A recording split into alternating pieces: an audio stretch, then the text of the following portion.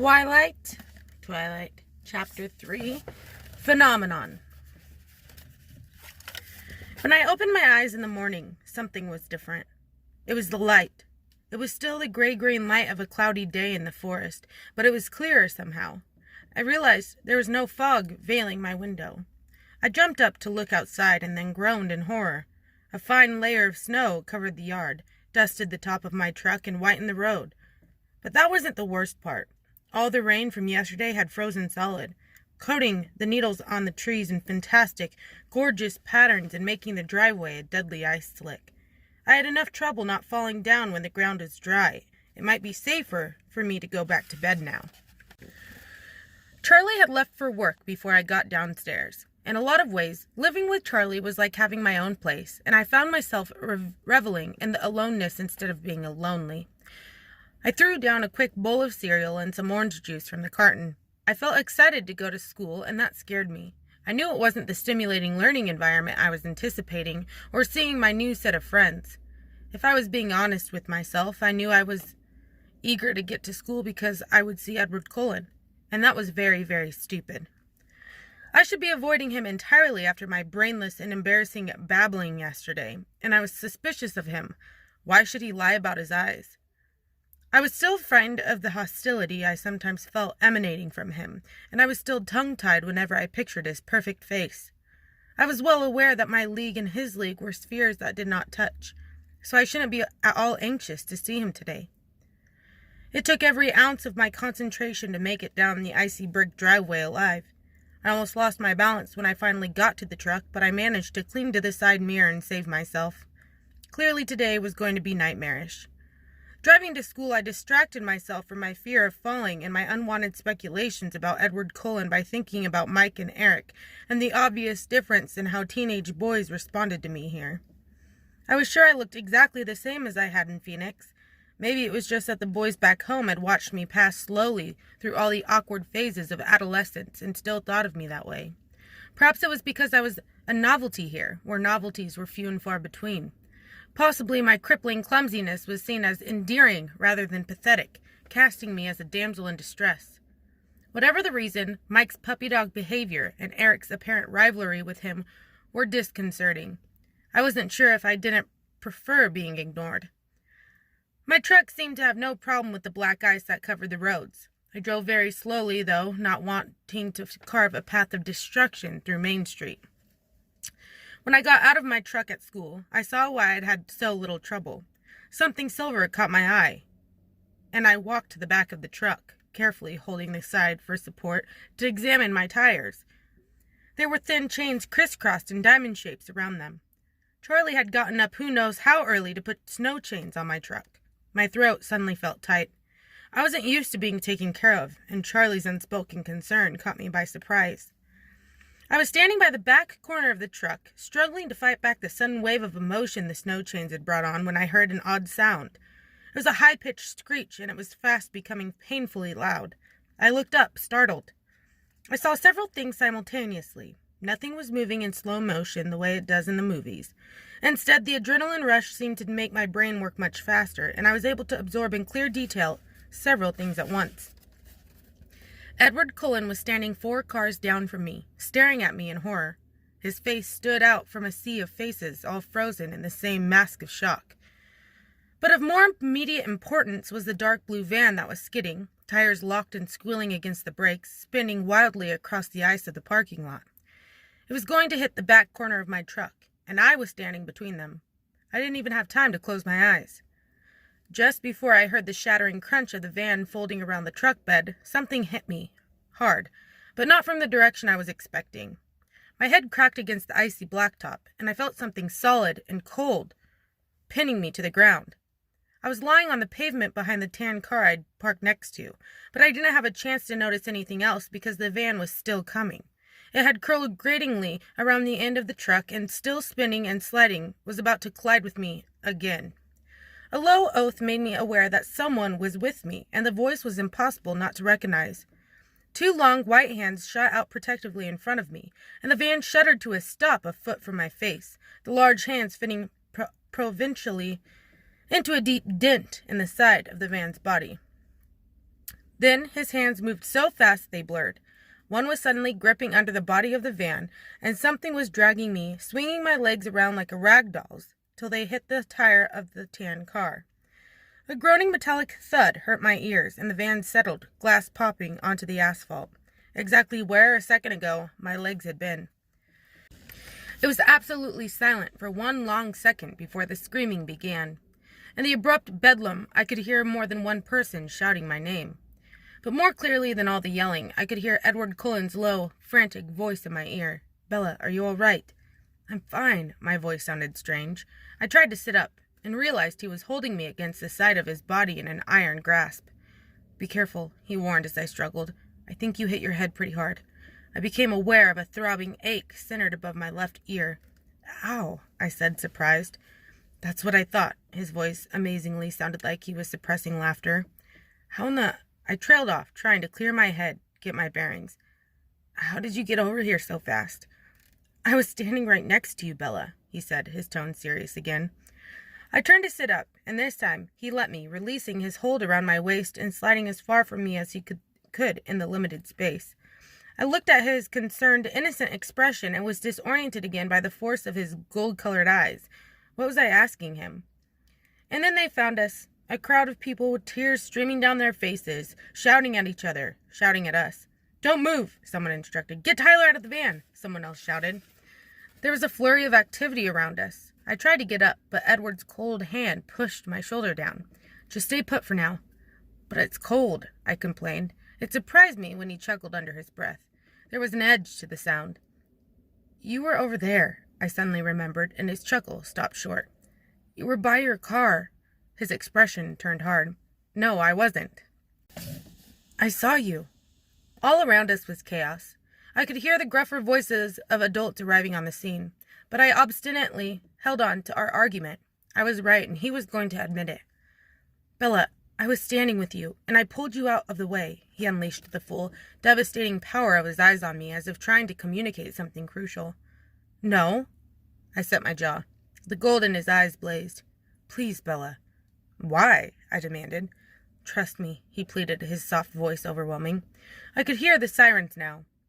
"Will you promise to explain everything to me later?" "Fine," he snapped, abruptly, exasperated. "Fine," I repeated angrily. It took 6 EMTs and 2 teachers, Mr. Varner and Coach Clapp, to shift the van far enough away from us to bring the stretchers in. Edward vehemently refused his, and I tried to do the same, but the traitor told them I'd hit my head and probably had a concussion. I almost died of humiliation when they put on the neck brace. It looked like the entire school was there, watching soberly as they loaded me in the back of the ambulance. Edward got to ride in the front. It was maddening. To make matters worse, Chief Swan arrived before they could get me safely away. "Bella!" he yelled in panic when he recognized me on the stretcher. "I'm completely fine, Dad," I sighed. "There's nothing wrong with me." He turned to the closest EMT for a second opinion. I tuned him out to consider the jumble of inexplicable images churning chaotically in my head. When they'd lifted me away from the car, I had seen the deep dent in the tan car's bumper, a very distinct dent that fit the contours of Edward's shoulders, as if he had braced himself against the car with enough force to damage the metal frame. And then there was his family, looking on from the distance, with expressions that ranged from disapproval to fury, but held no hint of concern for their brother's safety. I tried to think of a logical solution that could explain what I had just seen, a solution that excluded the assumption that I was insane. Naturally, the ambulance got a police escort to the county hospital. I felt ridiculous the whole time they were unloading me. What made it worse was that Edward simply glided through the hospital doors under his own power. I ground my teeth together. They put me in the emergency room, a long room with a line of beds separated by pastel-patterned curtains. A nurse put a pressure cuff on my arm and a thermometer under my tongue. Since no one bothered pulling the curtain around to give me some privacy, I decided I wasn't obligated to wear the stupid-looking neck brace anymore. When the nurse walked away, I quickly unfastened the Velcro and threw it under the bed. There was another flurry of hospital personnel, another stretcher brought to the bed next to me. I recognized Tyler Crowley from my government class beneath the blood-stained bandages wrapped tightly around his head. Tyler looked 100 times worse than I felt, but he was staring anxiously at me. "Bella, I'm so sorry." "I'm fine, Tyler. You look awful. Are you all right?" As we spoke, nurses began unwinding his soiled bandages, exposing a myriad of shallow slices all over his forehead and left cheek. He ignored me. I thought I was going to kill you. I was going too fast and I hit the ice wrong. He winced as one nurse started dabbing at his face. Don't worry about it. You missed me. How did you get out of the way so fast? You were there and then you were gone. Edward pulled me out of the way? He looked confused. Who? Edward Cullen. He was standing next to me. I'd always been a terrible liar. I didn't sound convincing at all.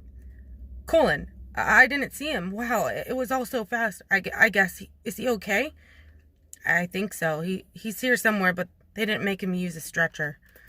I knew I wasn't crazy. What had happened? There was no way to explain away what I'd seen. They wheeled me away then to x-ray my head. I told them there was nothing wrong, and I was right. Not even a concussion. I asked if I could leave, but the nurse said I had to talk to a doctor first. So I was trapped in the ER, waiting, harassed by Tyler's constant apologies and promises to make it up to me. No matter how many times I tried to convince him I was fine, he continued to torment himself. Finally, I closed my eyes and ignored him. He kept up a remorseful mumbling. Is she sleeping? A musical voice asked. My eyes flew open.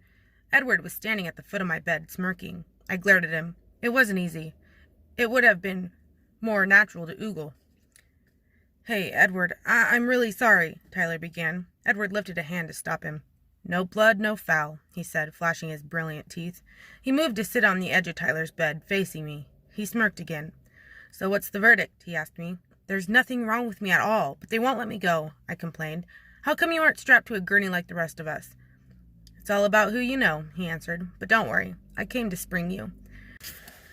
Then a doctor walked around the corner and my mouth fell open. He was young, he was blonde, and he was handsomer than any movie star I had ever seen. He was pale, though, and tired-looking, with circles under his eyes. From Charlie's description, this had to be Edward's father. So, Miss Swan, Dr. Cullen said in a remarkably appealing voice, how are you feeling? I'm fine, I said for the last time, I hoped. He walked to the light board on the wall over my head and turned it on. Your x-rays look good, he said. Does your head hurt? Edward said you hit it pretty hard. It's fine, I repeated with a sigh, throwing a quick scowl toward Edward. The doctor's cool fingers probed lightly along my skull. He noticed when I winced. Tender, he asked. Not really. I'd had worse. I heard a chuckle and looked over to see Edward's patronizing smile. My eyes narrowed. Well, your father is in the waiting room. You can go home with him now, but come back if you feel dizzy or have trouble with your eyesight at all. Can't I go back to school? I asked, imagining Charlie trying to be attentive. Maybe you should take it easy today. I glanced at Edward. Does he get to go to school? Someone has to spread the good news that we survived, Edward said smugly. Actually, Dr. Cullen corrected, most of the school seems to be in the waiting room. Oh no, I moaned, covering my face with my hands. Dr. Cullen raised his eyebrows. Do you want to stay? No, I insisted, throwing my legs over the side of the bed and hopping down quickly. Too quickly. I staggered and Dr. Cullen caught me. He looked concerned. I'm fine, I assured him again. No need to tell him my balance problems had nothing to do with hitting my head. Take some Tylenol for the pain, he suggested as he studied me. It doesn't hurt that bad, I insisted. It sounds like you were extremely lucky, Dr. Cullen said, smiling as he signed my chart with a flourish. Lucky Edward happened to be standing next to me, I amended with a hard glance at the subject of my statement. Oh, well, yes, Dr. Cullen agreed, suddenly occupied with the papers in front of him. Then he looked away at Tyler and walked to the next bed. My intuition flickered. The doctor was in on it. I'm afraid that you'll have to stay with us just a little bit longer, he said to Tyler and began checking his cuts. As soon as the doctor's back was turned, I moved to Edward's side. Can I talk to you for a minute? I hissed under my breath. He took a step back from me, his jaw suddenly clenched. Your father is waiting for you, he said through his teeth. I glanced at Dr. Cullen and Tyler. I'd like to speak with you alone if you don't mind, I pressed. He glared and then turned his back and strode down the long room. I nearly had to run to keep up. As soon as we turned the corner into a short hallway, he spun around to face me. What do you want? He asked, sounding annoyed. His eyes were cold. His unfriendliness intimidated me. My words came out with less severity than I'd intended. You owe me an explanation, I reminded him. I saved your life. I don't owe you anything. I flinched back from the resentment in his voice. You promised. Bella, you hit your head. You don't know what you're talking about. His tone was cutting. My temper flared now, and I glared defiantly at him. There's nothing wrong with my head. He glared back. What do you want from me, Bella? I want to know the truth, I said. I want to know why I'm lying for you. What do you think happened? He snapped. It came out in a rush. All I know is that you weren't anywhere near me. Tyler didn't see you either, so don't tell me I hit my head too hard. That van was going to crush us both, and it didn't. And your hands left dents in the side of it. And you left a dent in the other car, and you're not hurt at all. And the van should have smashed my legs, but you were holding it up. I could hear how crazy it sounded, and I couldn't continue. I was so mad I could feel the tears coming. I tried to force them back by grinding my teeth together. He was staring at me incredulously, but his face was tense, defensive. You think I lifted a van off you? His tone questioned my sanity, but it only made me more suspicious. It was like a perfectly delivered line by a skilled actor. I merely nodded once, jaw tight. Nobody will believe you, you know. His voice held an edge of derision now. I'm not going to tell anybody, I said each word slowly, carefully controlling my anger. Surprise flitted across his face. Then why does it matter? It matters to me, I insisted. I don't like to lie, so there'd better be a good reason why I'm doing it. Can't you just thank me and get over it? Thank you, I waited, fuming and expectant. You're not going to let it go, are you? No. In that case, I hope you enjoy disappointment. We scowled at each other in silence. I was the first to speak, trying to keep myself focused. I was in danger of being distracted by his livid, glorious face. It was like trying to stare down a destroying angel. Why did you even bother? I asked frigidly. He paused, and for a brief moment his stunning face was unexpectedly vulnerable. I don't know, he whispered, and then he turned his back on me and walked away. I was so angry it took me a few minutes until I could move. When I could walk, I made my way slowly to the exit at the end of the hallway. The waiting room was more unpleasant than I'd feared. It seemed like every face I knew, and Forks was there, staring at me. Charlie rushed to my side. I put up my hands. There's nothing wrong with me, I assured him sullenly. I was still aggravated, not in the mood for chit-chat. What did the doctor say? Dr. Cullen saw me, and he said I was fine and I could go home. I sighed. Mike and Jessica and Eric were all there, beginning to converge on us. Let's go, I urged. Charlie put one arm behind my back, not quite touching me, and led me to the glass doors of the exit. I waved sheepishly at my friends, hoping to convey that they didn't need to worry anymore. It was a huge relief. The first time I'd ever felt that way, to get into the cruiser. We drove in silence. I was so wrapped up in my thoughts that I barely knew Charlie was there.